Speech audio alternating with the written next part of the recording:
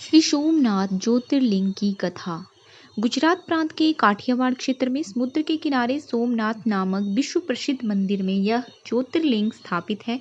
पहले यह क्षेत्र प्रभास क्षेत्र के नाम से जाना जाता था। यहीं भगवान श्री कृष्ण ने जरा नामक व्याध के बाण को निमित्त बनाकर अपनी लीला का संवरण किया था। यहाँ के ज्योतिर्लिंग की कथा का पुराणों में इस प्रकार से वर्णन है।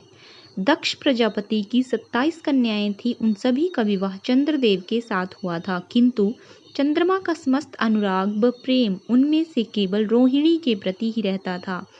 उनके इस कृत्य से दक्ष प्रजापति की अन्य कन्याएं बहुत अप्रसन्न रहती थीं। उन्होंने अपनी यह व्यथा कथा अपने पिता को सुनाई।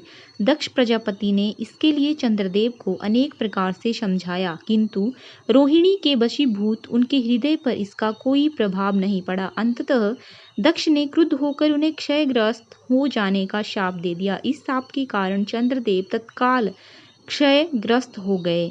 उनके क्षयग्रस्त होते ही पृथ्वी पर सुधा, शीतलता, वर्षण का उनका सारा कार्य रुक गया।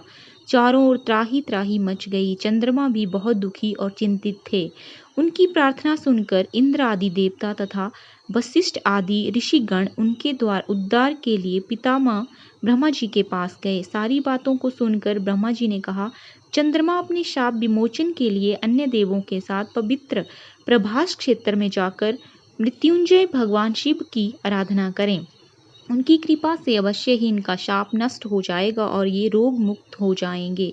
उनके कथनानुसार चंद्रदेव ने मृत्युंजय भगवान की आराधना का सारा कार्य पूरा किया। उन्होंने घोर तपस्या करते हुए 10 करोड़ बार मृत्युंजय मंत्र का जाप किया। इससे प्रसन्न होकर मृत्युंजय भगवान शिव ने उन्हें अमृतों का वर प्रदान किया। उन्होंने कहा, चंद्रदेव, तुम शोक ना करो, मेरे वर से तुम्हारा शाप मोचन तो होगा ही साथ प्रजापति दक्ष के वचनों की रक्षा भी हो जाएगी। कृष्ण पक्ष में प्रतिदिन तुम्हारी एक एक कला क्षीण होगी, किंतु पुनः शुक्ल पक्ष में उसी क्रम से तुम्हारी एक एक कला बढ़ जाया करेगी। इस प्रकार प्रत्येक पूर्णिमा को तुम्हें पूर्ण चंद्रत्व प्राप्त होता रहेगा। चंद्रमा को मिलने वाले इस वरदान से सारे लोकों के प्राणी प्रसन्न हो उठे। सुधाकर चंद्रदेव पुनः 10 दिशाओं में सुधा वर्षण का कार्य पूर्ववत करने लगे। शाप मुक्त होकर चंद्रदेव ने अन्य देवताओं के साथ मिलकर मृत्युंजय भगवान से प्रार्थना की कि आप माता पार्वती जी के साथ सदा के लिए प्राणों के उद्धारार्थ यहाँ निवास करें। भगवान शिव उनकी इस प्रार्थना को स्वीकार करके ज्योतिर्लिंग के रूप में माता पार्वती जी के साथ तभी से यहाँ रहने लगे।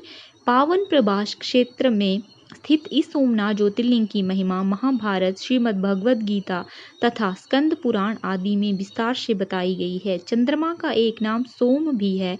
उन्होंने भगवान शिव को ही अपना नाथ स्वामी मानकर यहाँ तपस्या की थी, अतः इस ज्योतिर्लिंग को सोमनाथ कहा जाता है। इसके दर्शन, पूजन, आराधना से भक्तों के जन्म जन्मांतर के सारे पाप और दृष्ट कर्म विनष्ट हो जाते हैं। ये भगवान शिव और माता पार्वती की अक्षय कृपा का पात्र बन जाते हैं। मोक्ष का मार्ग उनके लिए सहज ही सुलभ हो जाता है। उनके लौकिक परलौकिक सारे कृत्य स्वयमेव सफल हो जाते हैं।